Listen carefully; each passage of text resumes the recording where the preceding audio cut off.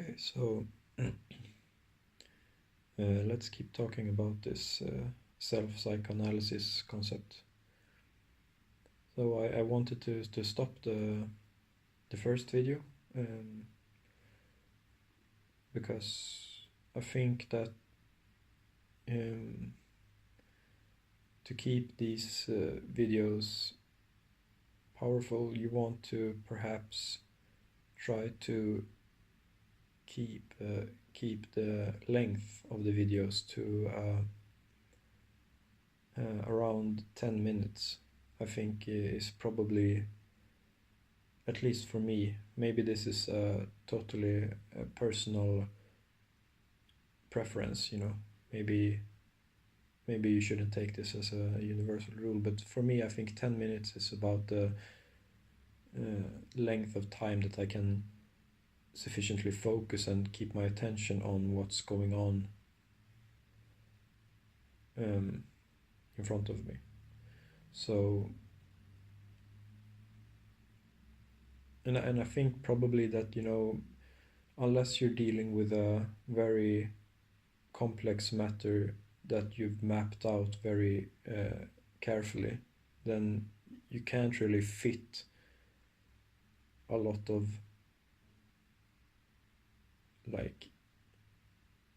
you can't really come up with new things for more than 10 minutes. I think that if you talk about something, then in 10 minutes you've pretty much, even though there might be details missing, you've pretty much laid out what's going on. And you're probably more looking for like your own expression, like how that is coming forth right now. You will, if you watch your own video in a week, what will matter, I believe, is not really the details of what you're saying, but like the energy and the state of mind that talking is coming from. That will be the most interesting part. You will recognize, you'll get to see yourself in different states of mind, and that I think will be the most enlightening part. And you will recognize when you're in a very harmonious state of mind, in a calm and peaceful and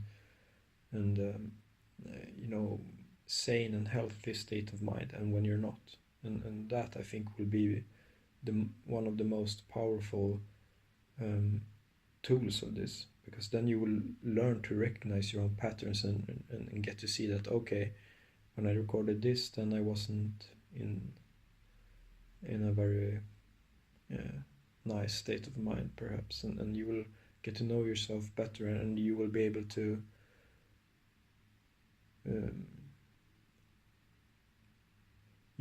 to discern more easily in the future what's going on with you, because you've gathered this information from looking at yourself in the past in different states of mind. So you will more easily recognize when something is off, and you will have more of a foundation to make that assessment and to perhaps persuade yourself that, okay, I'm feeling this way right now, and things seem to be this and that way, but I know now that this isn't the whole truth of the matter, and then perhaps I'm not being very reasonable right now, or whatever. So I think that's a powerful thing. And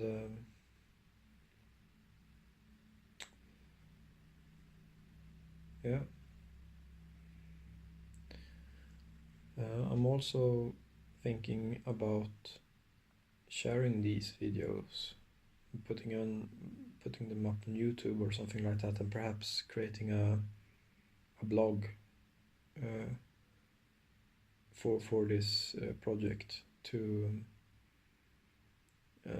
as a sort of, mostly I think to stimulate myself, and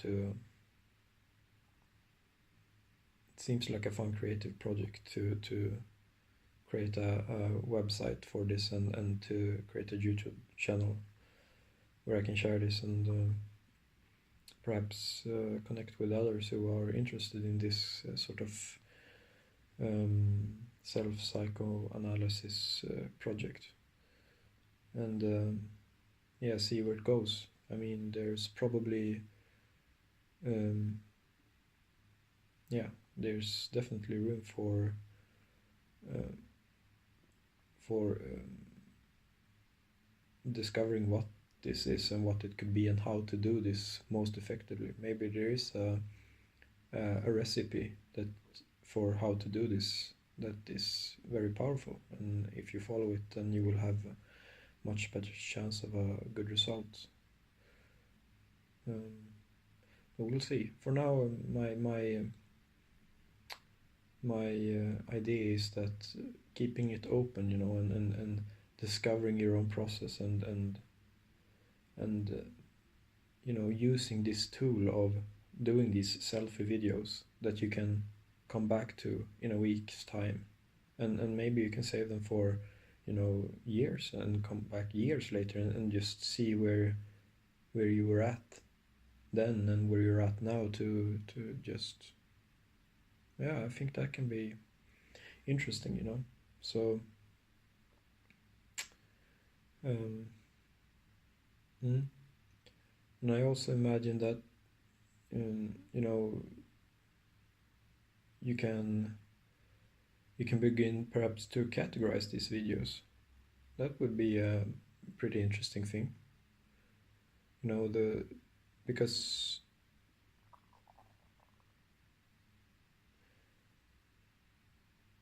yeah, uh, perhaps it's hard to do that as well. Maybe categorize through like doing multiple hashtags would be um,